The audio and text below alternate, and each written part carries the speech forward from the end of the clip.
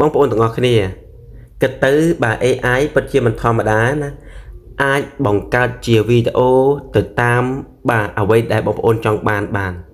មិនថាជារូបភាពមិនថាជាសាច់រឿងវីដេអូឬក៏ប្រភេទអ្វីក៏ដោយដែលបងប្អូនចង់បង្កើតដោយ AI គឺ AI វាធ្វើបានទាំងអស់បាទជាក់ស្ដែងដូចប្រភេទវីដេអូនេះចឹងបងប្អូនណាហ្នឹងហើយគឺខ្ញុំបង្កើតដោយការបាទប្រើប្រាស់នៅ website AI មួយដែលយើងអាចផលិតជាវីដេអូបាទបែបណាក៏បានដែរបាទអញ្ចឹងណាទៅតាមតម្រូវការរបស់បងប្អូនដែលចង់បាននេះបងប្អូនគឺលយមែនតើអញ្ចឹងសម្រាប់វីដេអូនេះខ្ញុំនឹងបង្ហាញបងប្អូនពីរបៀបនៃការបង្កើតវីដេអូបាទស្អាតប្លែកជាមួយនឹង AI តែម្ដងណា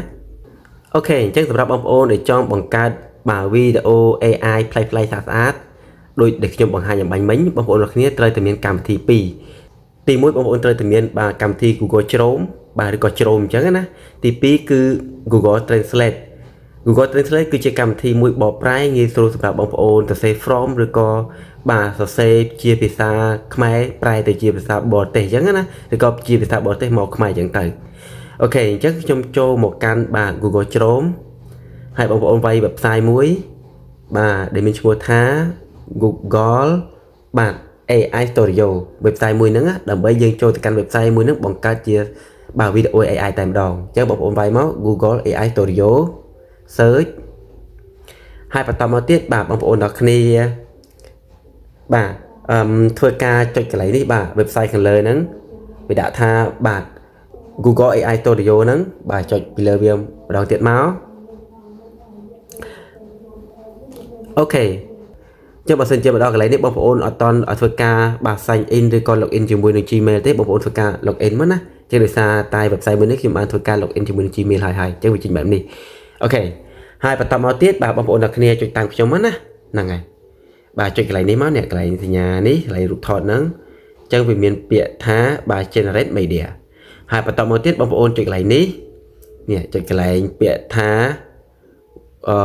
VO កន្លែងនេះណាយើងអាចធ្វើការបង្កើតជាសាច់វីដេអូបាននៅកន្លែងហ្នឹងណាហ្នឹងអូខេហើយបន្តមកទៀតឥឡូវខ្ញុំzoom base ឲ្យរៀងតូចបន្តិចងាយស្រួលសម្រាប់បងប្អូនមើលអញ្ចឹងមកដល់កន្លែងនេះបាទបងប្អូនអ្នកគ្នាបេត្រឡប់សាច់ក្រោយសិនមកហើយបន្តមកទៀតបងប្អូនអ្នកគ្នាចុចកន្លែងកម្មវិធី Google Translate នេះមកណាអញ្ចឹងបើសិនជាបងប្អូនចង់ឲ្យបាទ AI បង្កើតជាវីដេអូដែលគ្រាន់តែបងប្អូនសរសេរបាទជាសាច់រឿងជាភាសាខ្មែរឬវាបកប្រែជាភាសាអង់គ្លេសអូខេអញ្ចឹងខ្ញុំបាទឲ្យ AI បង្កើតជាសាច់រឿងបាទឪពុកនិងកូនពីរនាក់ចាប់ត្រីអញ្ចឹងណាអញ្ចឹងខ្ញុំនិយាយឲ្យវាបកប្រែតែម្ដងអូខេខ្ញុំឲ្យបាទកម្មវិធី Google Translate បាទបកប្រែខ្ញុំបែបនេះដែលខ្ញុំសរសេរពាក្យថាឪពុកនិងកូនខ្មែរពីរនាក់ដែលចាប់ត្រីក្នុងស្រែអញ្ចឹងណាអញ្ចឹងបងប្អូនចុចកន្លែងនេះមកដើម្បីយកជាភាសាអង់គ្លេសហ្នឹងដើម្បីបាទទៅ copy កន្លែង from នៃកម្មវិធី AI អំបញ្ញមិញណាបាទអូខេអញ្ចឹងយើងយកកន្លែង copy នេះអញ្ចឹងណាអញ្ចឹងសម្រាប់បងប្អូនដែលជាភាសាអង់គ្លេសអត់ពិបាកទេតែសម្រាប់បងប្អូនដែលមិនចេះភាសាអង់គ្លេសណាក្នុងការសរសេរ from បាទបង្កើតជាវីដេអូដោយការប្រើ AI បងប្អូនអាចប្រើប្រាស់កម្មវិធី Google Translate ជំនួយដែលគ្រាន់តែយើងសរសេរខ្មែរទៅវាបកប្រែជាភាសាអង់គ្លេសហើយអញ្ចឹងអូខេខ្ញុំ copy ហើយខ្ញុំចូលមកកាន់បាទ website AI នេះវិញហើយកន្លែងបាទ describe បាទយកវីដេអូនេះខ្ញុំធ្វើការបាទ copy នៅអក្សរអំបញ្ញមិញចូលហើយកន្លែងនេះបងប្អូនអាចធ្វើការបាទជ្រើសរើសទំហំបានណាទំហំវាមានបែបប្រឈោ9:16អានឹងតម្រង់បែប TikTok ឬក៏ Facebook ចឹងណាហើយតម្រង់បែប YouTube បាទ16.9បងប្អូនអាចរើសបាទ resolution វាបានណាអូខេអញ្ចឹងខ្ញុំរើសបាទយក16.9ហ្នឹងទៅជាទំហំផ្ដេកហើយបន្តមកទៀតខ្ញុំផាបាទ from នឹងចូលហើយខ្ញុំធ្វើការចុចយកពាក្យថា run កន្លែងនេះណាចុចយកពាក្យថា run កន្លែងហ្នឹងមកអញ្ចឹងយើងរងចាំវាបន្តិចទៅបាទវានឹងធ្វើការ generate បង្កើតជាបាទវីដេអូឲ្យយើងហើយអញ្ចឹងវីដេអូដែលយើងបង្កើតបានរយៈពេលបាទត្រឹមតែ8បាទវិនាទីទេបងប្អូនណាបាទវីដេអូខ្លីៗទេព្រោះហៅថាប្រភេទវីដេអូ real អញ្ចឹងណាហ្នឹងហើយអញ្ចឹងយើងរងចាំវាបន្តិចវាកំពុងតែ generate បង្កើតជាវីដេអូដែលខ្ញុំបានធ្វើការបានដាក់នៅ from ជាសាច់រឿងឪពុក បាទនឹងកូនដែលចាប់ត្រីក្នុងស្រែអូខេបងប្អូននេះអញ្ចឹងខ្ញុំចុចកន្លែងនេះដើម្បីបាទឲ្យបង្ហាញនៅវីដេអូរឿងធំអញ្ចឹងណាអូខេខ្ញុំសូមស៊ូមឲ្យវាទូចបន្តិចហើយខ្ញុំធ្វើការ play វីដេអូនេះបងប្អូននេះឃើញលយមែនតើបាទវា generate បង្កើតជាវីដេអូឲ្យយើងគឺល្អឥតខ្ចោះបងប្អូនបាទអញ្ចឹងបានជាវីដេអូនឹងហើយបងប្អូនអ្នកគ្នាអាចធ្វើការបាទ download វីដេអូមួយនឹងបាននៅកន្លែងនេះសញ្ញាព្រុច download ខាងលើហ្នឹងណាបាទចុចមកអញ្ចឹងបងប្អូនអាចបាទយកវីដេអូហ្នឹងទៅប្រើប្រាស់បាទផុសនៅលើបណ្ដាញសង្គមផ្សេងៗបានហើយអូខេអញ្ចឹងខ្ញុំធ្វើការបង្ហាញមួយទៀតបាទទាក់ទងនឹងការបង្កើត from ថ្មីទៀតអញ្ចឹងខ្ញុំចូលទៅកាន់នេះបាទកន្លែង Google Translate ដដែលអញ្ចឹងខ្ញុំឲ្យបាទGoogle Translate បាទបកប្រែខ្ញុំ from មួយផ្សេងទៀតអញ្ចឹងណានារីខ្មែរម្នាក់ខ្វៀលគោនៅស្រុកស្រែអូខេអញ្ចឹងខ្ញុំបានបាទ from មួយនឹងហើយខ្ញុំចុចភាសាអង់គ្លេសហ្នឹង copy ហើយខ្ញុំចូលទៅកាន់ website AI ដដែលអូខេ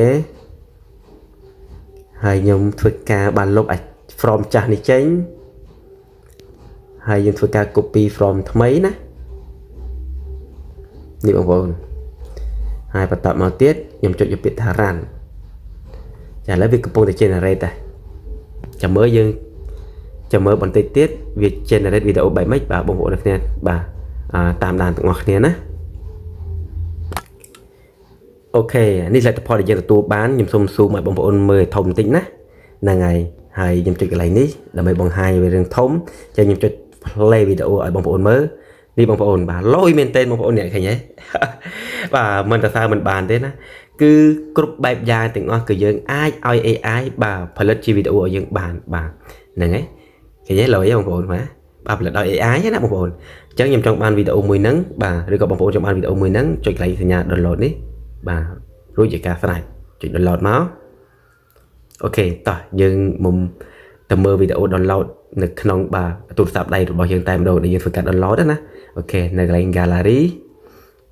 ចឹងខ្ញុំចុចបែបនេះនេះបងប្អូនអ្នកឃើញទេ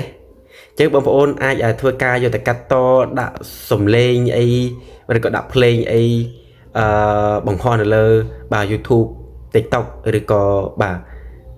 Facebook បានណាបងប្អូនណាបាទលយមែនតើបងប្អូនឃើញទេបាទ AI ធ្វើបានគ្រប់យ៉ាងបងប្អូន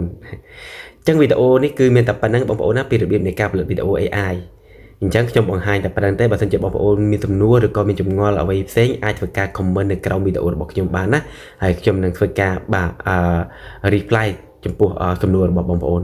អរគុណជម្រាបលាជួបគ្នានៅវីដេអូក្រោយណាបាយបាយ